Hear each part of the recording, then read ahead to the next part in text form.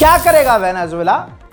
जब राष्ट्रपति किडनैप कर लिया, दुनिया वेनेजुएला के साथ नहीं खड़ी हुई, छोटे छोटे देश हल्की आवाज में वेनेजुएला के साथ खड़े हुए, बड़े देशों ने इजराइल और अमेरिका का साथ दिया, तो वेनेजुएला क्या करेगा? हजरात, आखिरकार वेनेजुएला अमेरिका के आगे झुक गया। वेनेजुएला की सरकार ने, गवर्नमेंट ने डील कर ली है कि हम आपको 50 मिलियन बैरल ऑयल आपको दिया करेंगे और आप जो भी आगे हमसे चाहते हैं हम वो करेंगे। आप हमारे देश को और परेशान मत करिए। ट्रंप ने ऐलान करके बताया है, और ट्रंप ने बताया है, अमेरिका ने बताया है कि हमने शर्त भी रखी है वेनेजुएला के आगे कि तस्करी, यानी ये जो ड्रग्स की तस्करी है ये मत होने देना। चाइना को, ईरान को, रशिया को तेल मत बेचना, और इन तीनों चारों को, विदेशी जो लोग हैं वहाँ, जो विदेशी फौज है, जो ऑफिशियल्स हैं, उनको निकाल दो वेनेजुएला से।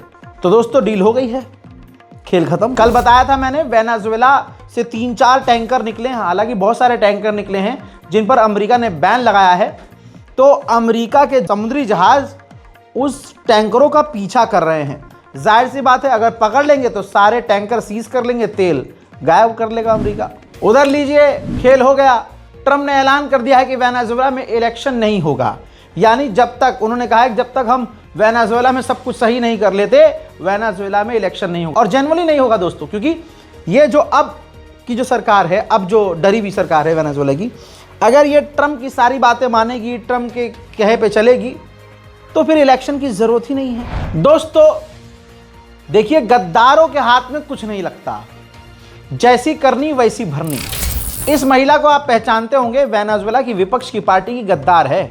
हजरात, इसी ने अमेरिका को खूब भड़काया था, और इसको ही नोबेल पीस प्राइज मिला था। फिर हुआ ये कि आज जब अमेरिका ने सारा खेल पलट दिया और वेनेजुएला पर कब्जा कर लिया, तो राष्ट्रपति इसको नहीं बनाया, और ये चाह रही थी कि राष्ट्रपति मुझे बनाया जाए। तो अब इसने फॉक्स न्यूज़ पर इंटरव्यू देते हुए कहा कि मैं अपना नोबेल पीस प्राइज अमेरिका के राष्ट्रपति डोनाल्ड ट्रंप को सौंपना चाहती हूँ। एक और लालच दे दिया और कह दिया कि मैं ट्रंप की तमाम बात मानने को तैयार हूँ। यानी आप देख रहे हैं, एक तो देश से गद्दारी और मुंह में लगा कुछ भी नहीं इसके। ट्रंप की सरकार का मानना यह है कि वेनेजुएला के लोग इसको सपोर्ट नहीं करेंगे। अगर इसको राष्ट्रपति बना दिया, चीजें और खराब हो जाएंगी, इसलिए ट्रंप ने इसके मुंह में कुछ नहीं दिया। यह औरत वेनेजुएला में नहीं है, अब ये बाहर बैठकर भड़का रही थी। इसने और लॉलीपॉप दिया ट्रंप के मुंह में और कहा कि अगर मुझे राष्ट्रपति बना दिया जाता है तो हम जो हैं अमेरिका के लोगों के लिए वेनेजुएला को एनर्जी का हब बनाएंगे, और वेनेजुएला सबसे बड़ा सहयोगी अमेरिका का बन जाएगा। We will turn Venezuela into the energy hub of the Americas. We will bring rule of law. We will open markets. We will give security to foreign investment. अब ये इतनी पागल हुई पड़ी है कि अब जो महिला राष्ट्रपति अब बनी है, जो उपराष्ट्रपति पहले, अब उसको इसने कह दिया कि वही तो मेन है। वो ह्यूमन ट्रैफिकिंग करवाती है, किडनैप करवाती है, जेल में डलवाती है, लोगों का कत्ल करवाती है, ये जो महिला है। अब सोचिए कितनी पागल है राष्ट्रपति बनने के लिए, कुछ भी। यानी अगर इसके अलावा किसी को भी आप वेनेजुएला का राष्ट्रपति बनाएंगे तो ये सबको कातिल बोलेगी, सबको डिक्टेटर बोलेगी, सबको। इसने ये भी कहा है कि ये महिला जो है रूस, ईरान, हमास, इन सबकी साथी है, चाइना वाइना की साथी है। पागल हो रही है और कुछ दिन में बिल्कुल पागल हो जाएगी। उधर अमेरिकी सेनेटर धमकी दे रहा है कि वेनेजुएला की सरकार अगर फिर कोई गलती करती है, हमारे खिलाफ कदम उठाती है, तो ये सरकार वेनेजुएला की ज्यादा लंबे समय तक नहीं चलेगी। तुर्की के एक बड़े सीनियर नेता ने कहा है कि अमेरिका ने जो वेनेजुएला के साथ किया है ये पायरेसी है, गुंडागर्दी है, ये तानाशाही है, और सबको बताया उसने ये तेल के लिए किया है, और ये बहुत खतरनाक है, जो अंतर्राष्ट्रीय कानून का उल्लंघन है। 21. yüzyılın ikinci çeyreğinin daha ikinci gününde tarihte belki de hiç tesadüf edilmeyen bir haydutluk, bir korsanlık, bir insan kaldırma, bir insan kaçırma vakası yaşanmıştır. Beyaz perdede ya da televizyonlarda izlediğimiz Karayip Korsanları filmi resmen ve alenen tüm dünyanın gözü önünde gerçekleşmiş. Film seti Venezuela'nın başkenti Caracas'ta kurulmuştur. Öncelikle seçimle göreve gelmiş. Egemen eşitliği uluslararası camiada hukuken tescillenmiş. Venezuela सबसे ज़्यादा Asia को तेल export करता है और China को सबसे ज़्यादा। तो अब वेनेजुएला न चीन को तेल दे पा रहा है न एशिया, जिनको वो पहले देता था अब उनको तेल नहीं बेच पा रहा है। जाहिर सी बात है अमेरिका जिसे कहेगा वेनेजुएला अब उसे ही तेल देगा। ये सारी तेल की लड़ाई है ट्रंप की बातों से। अमेरिका के विदेश मंत्री और अमेरिकी सरकारों से ये क्लियर जवाब सुनने को मिल गया है कि सारा खेल तेल का है। ट्रंप ने यह भी कह दिया है कि इराक और वेनेजुएला में फ़र्क यह है कि जॉर्ज बुश ने इराक के अंदर अमेरिका के लिए तेल नहीं रखा था, लेकिन हम वेनेजुएला के लिए अपने लिए वेनेजुएला के अंदर अपने अमेरिकियों के लिए अमेरिका के लिए तेल बचाकर रखेंगे। Pressed comparisons with America's failed occupation of Iraq, the president's response was very different. I asked him, I said, Mr. President, when you say, quote, we're going to run everything, that obviously causes deep concerns because of the disaster in Iraq. The president's response, Joe, the difference between Iraq and this is that Bush didn't keep the oil. We're going to keep the oil. ये बात clear भी हो गई है Trump के बयान से कि भाई जो मुदुरो हैं वो जरा सी बात पे उनसे किलस गया था ट्रंप, क्योंकि वो बात कर रहा था अमेरिका हमले की और मुदुरो जो है डांस कर रहे थे, no war only peace, no, ऐसे डांस हुए वायरल हो रहे थे। तो ट्रंप ने बयान में कहा कि वो बहुत वायलेंट था मुदुरो और मुझे अपने डांस से प्रोवोक कर रहा था, पोक कर रहा था। हमने हमला किया, 200 से ज़्यादा जहाज़ों ने ऑपरेशन किया और हमने उनको और उनकी पत्नी को अरेस्ट कर लिया। बड़ी बात यह है कि हमारा कोई नहीं मरा और वेनेजुएला के और बहुत सारे क्यूबन सैनिक और बहुत सारे लोग मारे गए। आप देख रहे हैं हैवान एक्सेप्ट कर रहा है कि आम लोग भी मारे गए हैं और मैं सिर्फ एक डांस से चिढ़ गया था। You know, people are saying it goes down with one of the most incredible. It was so complex. 152 airplanes, many. Talk about boots on the ground. We had a lot of boots on the ground. And, you know, he's a violent guy. He gets up there and he tries to imitate my dance a little bit. But he's a violent guy. And he's killed millions of people. He's tortured. They have a torture chamber in the middle of Caracas that they're closing up. इसने आगे ये भी कहा कि मैं king हूं, मैंने Boeing के सबसे ज्यादा जहाज बेचे हैं दुनिया में और बोइंग ने मुझे अवार्ड दिया है, मैं किंग हूं, मैं सबसे बड़ा सेल्समैन हूं। जी हां, तू है ही फेरी वाला, तू बिजनेसमैन ही है। डोनाल्ड ट्रंप ने तानाशाही दिखाते हुए जो उसके साथी थे उनके भी मुंह में मूत दिया। एक बड़ा खास आदमी है, नाम नहीं लूंगा, उसके मुंह में तो मूत ही रहा है वो रोज, लेकिन यहां पर फ्रांस के राष्ट्रपति इमैनुअल मैक्रोन के मुंह में मूत दिया उसने। ट्रंप ने कहा कि मैंने फ्रांस से कहा कि अपने मुल्क में दवाइयों के दाम बढ़ाओ, तो इमैनुअल मैक्रोन ने कहा कि मैं ऐसा नहीं कर सकता, तो मैंने कहा कि तुम ये जरूर करोगे। फिर उसके बाद इमैनुअल मैक्रोन ने कहा कि ठीक है, मैं दवाइयों के दाम हमारे मुल्क में फ्रांस में 200% बढ़ा दूंगा, लेकिन मैं आपसे भीख मांगता हूं, आई बेग यू, प्लीज हमारी आवाम से ये मत बताना। और लगभग तमाम ये देश मुझे बोलते हैं कि हम करेंगे आपकी, लेकिन हमारी जनता को मत बताना। हेलो, सुनिए। Emmanuel said to me, Donald, you have a deal. I would love to increase my prescription drug prices by 200% or whatever. I would love to do it. It'd be such an honor. Whatever you want, Donald, please. Don't tell the population. Please, Donald, I beg you. Every country said the same thing. No, we will not do this. Some were strong, some were very nice, some were rude. But they all said one thing, no, we won't. And within, I'd say on average, 3.2 minutes, they were all saying, we would be honored to quadruple our drug prices. एक tanker है जिसने Russia का झंडा अपने tanker के ऊपर लगाया हुआ है और अमेरिका का वॉरशिप उसके पीछे पड़ा हुआ है। पूरी दुनिया अपनी आंखों से देख ले कि दुनिया के हर तेल टैंकर के पीछे, यानी अमेरिका तेल के पीछे हाथ धोकर पड़ा हुआ है। उधर चाइना ने फिर से कहा है कि वेनेजुएला के राष्ट्रपति और उनकी पत्नी को रिहा करे। हजरात, बताना चाहूंगा कि इस किडनैपिंग के दौरान जो वेनेजुएला की राष्ट्रपति की पत्नी है मदुरो की, उनकी पसलियां बुरी तरह से टूट गई हैं और उनको इलाज की जरूरत है। 没有哪个国家可以充当国际警察，没有哪个国家可以自诩为国际法官。昨天，联合国安理会就美国对委内瑞拉发动军事打击召开了紧急会议，中方代表发言强调，军事手段不是解决问题的出路，滥用武力只会导致更大的危机。中方坚定支持委内瑞拉政府和人民维护主权安全和正当权益，坚定支持地区国家维护拉美和加勒比和平区地位，愿同地区国家和国际社会一道。 जिस देश में चापलूस हो उस देश का कुछ नहीं हो सकता। हमारे मुल्क में भी हैं ऐसे बहुत सारे शायर हैं, बहुत सारे शायर।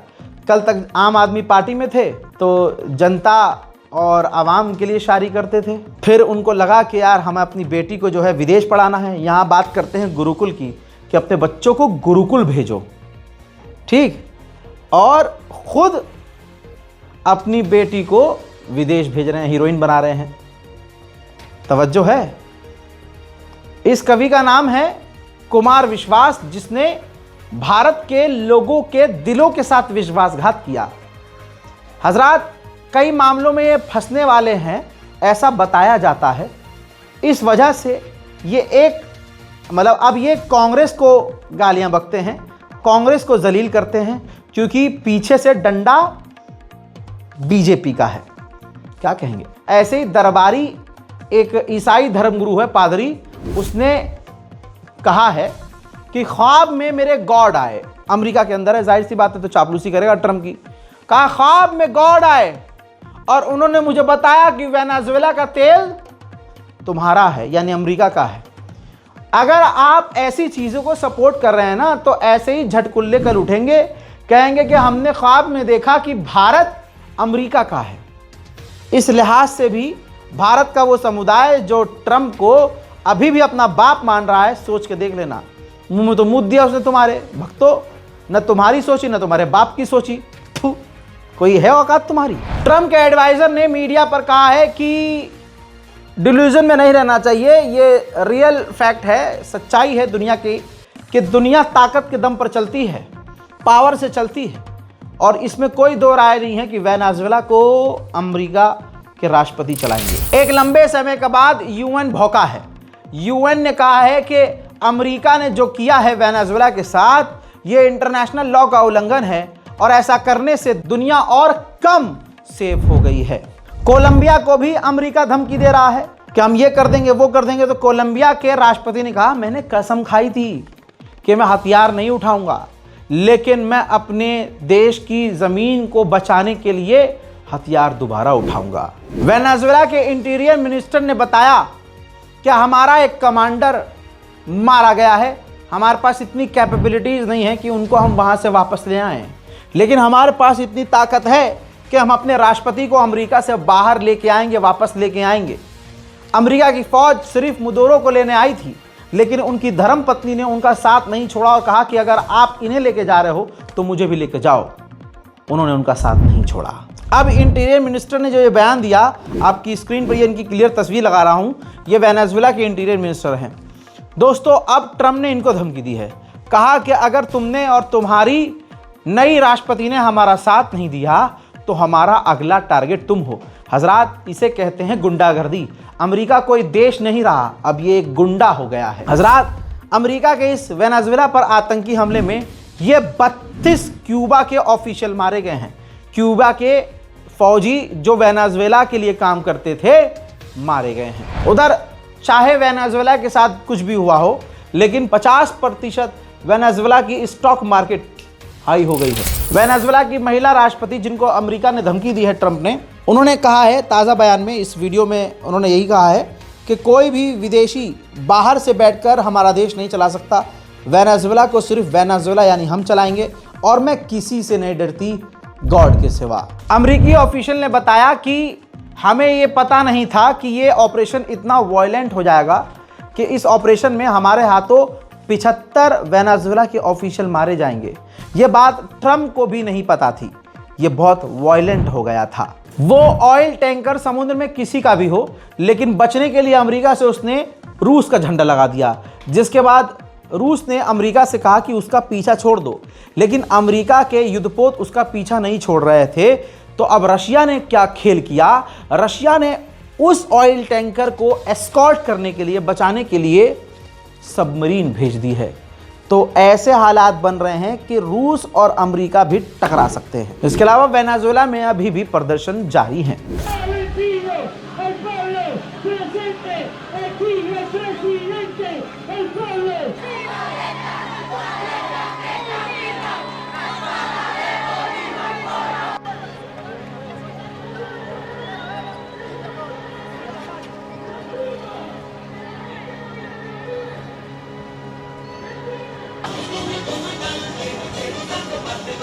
हजरात, जाहिर सी बात है, जुल्म किया है वेनेजुएला के साथ। अब पाकिस्तान की आवाम वेनेजुएला के राष्ट्रपति के साथ, वेनेजुएला के लोगों के साथ खड़े हैं और ट्रंप का पुतला जला रहे हैं। ट्रंप का जो यार है,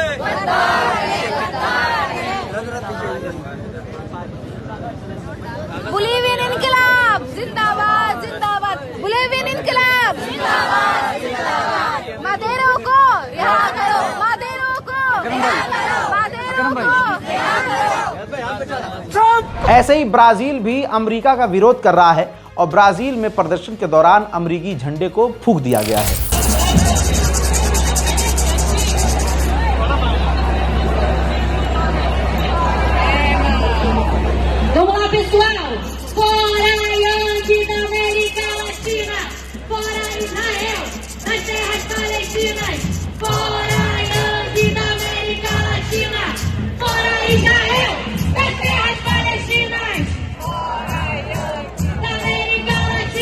इंडोनेशिया में भी अमेरिका के खिलाफ और वेनेजुएला के समर्थन में प्रदर्शन तेज हो गए हैं। हजरात, आप सोच नहीं सकते, सच मेरे जुमले याद रखिएगा, अमेरिका कोई देश नहीं, एक गुंडा रह गया है। सिर्फ अमेरिका के अंदर ही वेनेजुएला के समर्थन में एक अमेरिकी लड़की वेनेजुएला के समर्थन में लाइव इंटरव्यू दे रही थी। उसी लाइव इंटरव्यू के दौरान लाइव ब्रॉडकास्ट हुआ कि पीछे से अमेरिका की पुलिस आती है और उस लड़की को गिरफ्तार करके ले जाती है। वेनेजुएला के समर्थन में लंदन में भी जबरदस्त प्रदर्शन जारी है।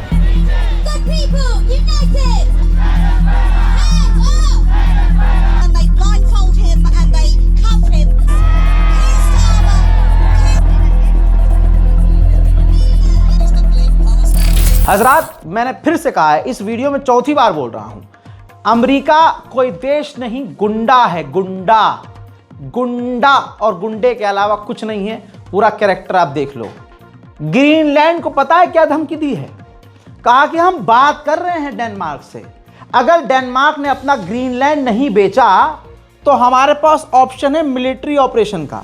यानी जैसा वेनेजुएला के साथ किया है वैसा ही डेनमार्क के साथ करके उसका ग्रीनलैंड हम छीन लेंगे। अब क्योंकि यूरोप का हिस्सा है, यूरोप में डेनमार्क आता है, ग्रीनलैंड डेनमार्क में आता है, तो जॉइंट स्टेटमेंट ग्रीनलैंड पर जारी किया है लगभग सारे देशों ने, जिसमें बताना चाहूंगा, जिसमें Poland, Spain, France, Germany, Italy, UK, इन तमाम देशों ने स्टेटमेंट जारी किया है कि वो यूरोप का हिस्सा है ग्रीनलैंड और ग्रीनलैंड डेनमार्क का है, लिहाजा इस पर किसी और का अधिकार नहीं है। अब जो ग्रीनलैंड के प्रधानमंत्री हैं जिन्होंने सपोर्ट किया है ग्रीनलैंड को, उनका वेलकम किया, शुक्रिया अदा किया और अमेरिका से कहा कि आप आइए और बैठकर बात कीजिए।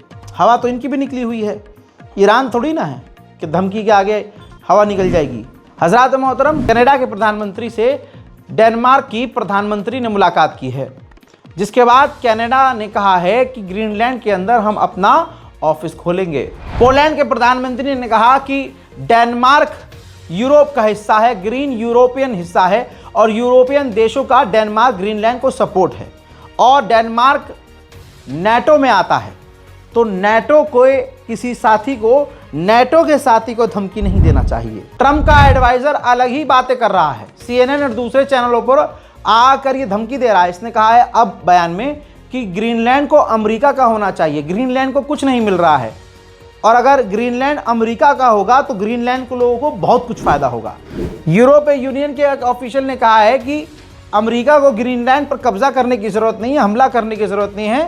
पहले से ही अमेरिका ग्रीनलैंड में बसा हुआ है, ग्रीनलैंड में उसका बेस है, वो जब चाहे ग्रीनलैंड ले सकता है। हजरात, पुतिन के एडवाइजर यानी रशिया मजे ले रहा है इस तमाम मामले पर। ये देखिए ट्वीट किया गया है। पुतिन के एडवाइजर ने कहा है कि ग्रीनलैंड लग रहा है डिसाइड कर लिया है, ये तो लेके मानेंगे।